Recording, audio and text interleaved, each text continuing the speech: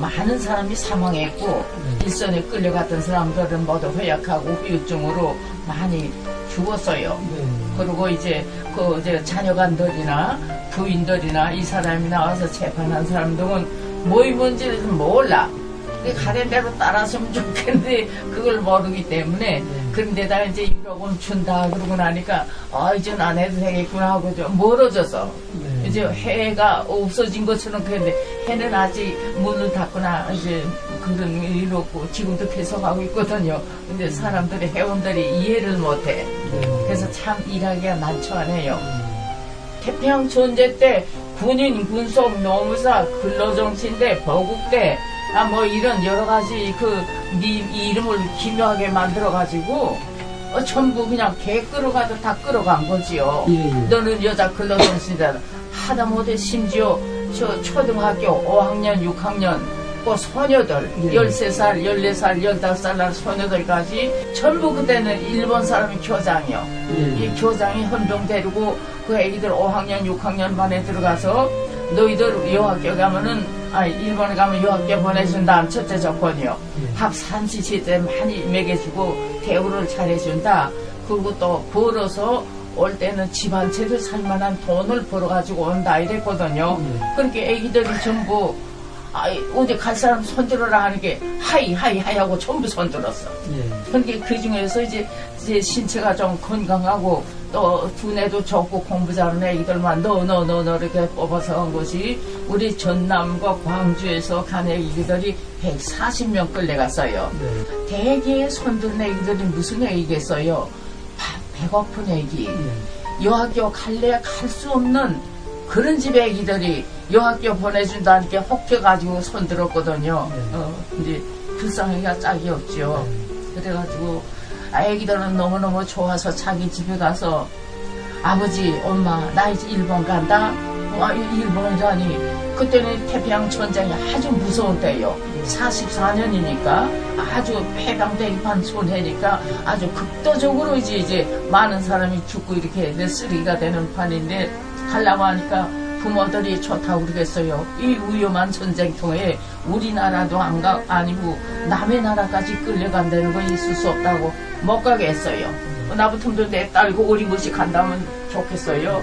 그렇게 애기들이 겁이 나서 가고는 싶은데 그 이튿날 가서 교장한 데 가서 나는 안 갈래요. 왜? 우리 엄마가 못 가게 해요. 어떤 애가 난 우리 아버지가 못 가게 해요. 사실 솔직한 애기들이니까 순진한 애기들이니까 그렇게 말했어요. 그게 교장이 너희 어머니 아버지가 반대하고 못 가게 한다면 형무소를 갖다 가둔다 그랬어. 이게 애기들한테 겁을 줬어요. 이게 애기들이 이렇게도 못하고 저렇게도 못하고 근데 가갔다고 손들었던 애기는 가서 아버지나 엄마의 도장을 가져오라 그랬어요. 이게 도장 가는 게 난처하지요. 아버지한테 말씀드리면 못 가게 할 것이고 어머니도 그렇게 애기들이 참 많이 고민했어. 어른들이. 그러다 아버지 안 계실 때 낮잠 주무실 때 몰래 가서 아버지 도장을 찾아서 훔쳐가지고 갔다 담임선생을 줬어. 그 담임선생이 그걸 가지고 교장 한 대 줘가지고 도장을 찍고 애기들 강제로 끌어갔지요. 나도 남편이 이제 결혼한 지 2년 만에 우리가 떼어졌어요. 여자 근로정신대하고 정신대하고 구별을 지방 돼 있지만은 그때 위안부로 끌려간 것을 그냥 대신 따위로 데려가는 거예요. 근데 그 나머지 이제 초등학교 이제 5, 6학년생 데려가는 것은 조선 여자 근로 대신 따위로 이렇게 돼 있고 지금은 분별이 돼 있어요. 근데 대신 따위로 국가에 충성하는 길은 여러분들은 대신 따위로 희망할 것입니다. 그래요. 그래서 그 뭘 한대요. 그러니까 전방에 끌려가서 부상을 입고 돌아오는 귀국하는 그 용사들한테 간호해 주는 거이라 그러더라고요. 그러면 나도 혹시 남편을 만날 수 있지 않을까 하는 생각에서 정신대로 가려고 나는 했거든요. 그래서 그날 아버지한테 말씀드렸더니 아가 다 해도 그것만은 안 된다 그러시더라고. 그렇게 애절히 간절히 아버지 가게 해달라고 그래도 절대 안 된다고 고개를 흔들어요. 내가 만약 그 정신대로 간다면은 우리 가문의 수치요. 아버지가 이 서울 바닥에서 얼굴 넣고 댕길 수가 없다고 그래도 그것이 무슨 일인지를 무슨 아버지가 그런 나쁜 그거 하는 거이다 말씀을 안 하시고 가면은 안 된다고 말씀하셨거든요. 그래서 그러자 남편 생각이 더욱 나고 그래서 울기를 3일이나 울었어. 아버지가 3일 만에 명함 한 장 주시면서 그때 취직하긴 쉬웠어요. 취직하면 그거 안 가도 돼요. 그래서 너는 사람만 잡아갔으니까. 그래서 명함 한 장 주시면서 어디 직장을 찾아봐라 그러시더라고. 45년 해방되던 해 4월 달에 가서 그 이제 전사 통지서가 왔어요. 아유 못된 것이지 일본이 침략해서 왔기 때문에 더 발전할 것을 못했다고 나는 그렇게 생각해요.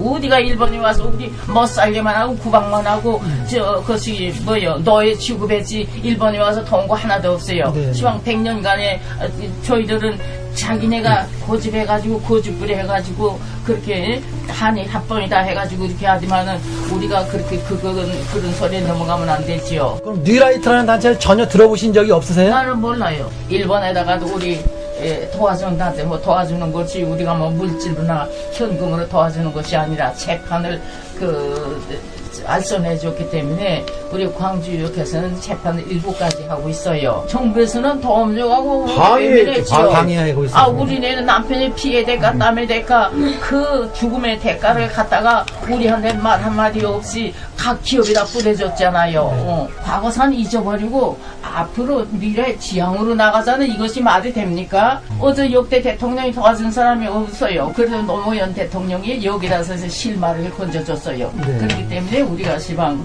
이렇게 여기까지 왔다고. 그 어떤 실마리를 말씀하시는 거예요? 어쩌했냐면 우리가 광주에서 하던 자 기각 당하니까 이제 애통부를 걸어서 이제 고발해서 한일 문서를 공개해라 해가지고 그 공개해가지고 그 재판이 이겼어요. 일부라도 막참에는 공개해라. 이게 애통부에서 항소를 했어. 그게 우리 단체에서는 다시 끝까지 그 한일 문서 공개해라. 그러니까 노무현 대통령이 그래서 한일 문서를 공개를 한 거예요. 그래서 이제 이것이 일부라도 지금 조금 된 겁니다. 근데 이거 진짜 사람 또 2번 죽이고 3번 죽이려고 해요. 이럴 수가 있겠어요. 우리가 이렇게 재판하는데 재판 기각마다 온 일이 무엇이냐 하면 한일 65년도 한일협정 이미 끝났으니까 보상 문제는 우리가 공식 사죄해라 보상해라 그 2가지 꼴을 했거든요. 일본 정부가 각 기업을 상대로 해서 그렇게 했는데 재판마다 그거예요. 한일협정 65년 한일협정 때 이미 끝난 일인데 보상 책임은 한국 정부단은 이거거지요. 똑같이 18번 그것을 받았어요. 그렇게 통폐합을 하면 이제 어떻게 갖다 이제 몰아매기려는가 어제 더 어떻게 하려는가 좀 의심이라고 나는 그거 절대가 반대해요. 우리 절대로 14개 단체에서 전부 반대해요. 갑자기 뉴스에서 이것을 발견했다고 말해요. 이 일을 통폐합한다는 얘기를. 그게 사단범이 저를 만들면 정부가 시킨 대로 해야 돼. 양선임이 그 대입으로 가면 반대로 가버려요. 그 과거사 규명을 위해서 활동을 하는데 가장 큰 걸림돌은 현 정부라고 말씀해도 무방하겠네요. 그럴 수밖에 없지. 전사하신 분들이 2천만 원이 돈이라고 그 시기를 법을 만들어 놓은 거예요. 근데 그것이 모순이에요. 한 60년 전 일을 돈 갖다 써놓고 돈 2천만 원을 주고 글로 떼우려고 한 그것도 정부가 돈이 없다 이것이요. 응? 정부가 돈이 없어서 못 온다. 그래가지고 거기서 살아온 사람 그냥 돌아가신 분은 없어. 이 법이 말도 안 되지. 할머니들 교인은 저희들이 있습니다 그러더라고요. 할머니들 힘내시라고. 그 소리 내가 눈물이 흐렸어. 그래도 학생들이 아니까 그래도 아는 학생들이 아니까 그래도 우리가 죽어도 이 역사가 묻히지는 않겠다는 생각을 하고 마음이 든든했어요.